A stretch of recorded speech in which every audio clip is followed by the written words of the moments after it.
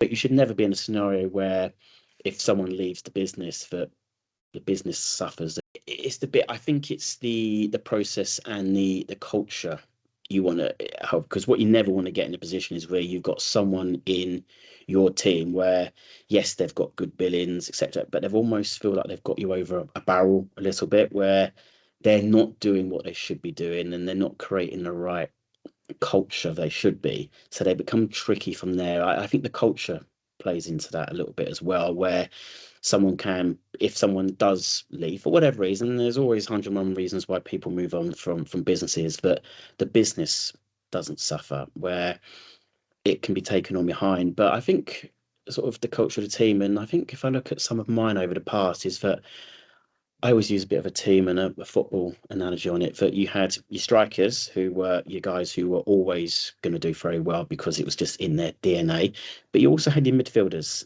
and your steady eddies, and that was okay. And I think sometimes there's a balance between trying to put a steady eddy into a different category, which they're not comfortable with, they won't like, but that can still work. I think you sometimes need the blend of both. If you've got too many of the same type of character in a team, I think that can work against you. If you look at most sports teams, and I'm big into football, you have different characters playing different roles. And I think that was also key as well, is that some people will only do 1 to 2 deal a month, but they'll be as regular as clockwork and they'll be very low maintenance to you as a management aspect of it. You may get someone who's going to be quite high maintenance, which you can fill in your own blanks on that, and they'll put in 4 deals a month. But you've got to find that balance. But you should never be in a scenario where if someone leaves the business, that the business suffers. There should always be able to be a process behind it to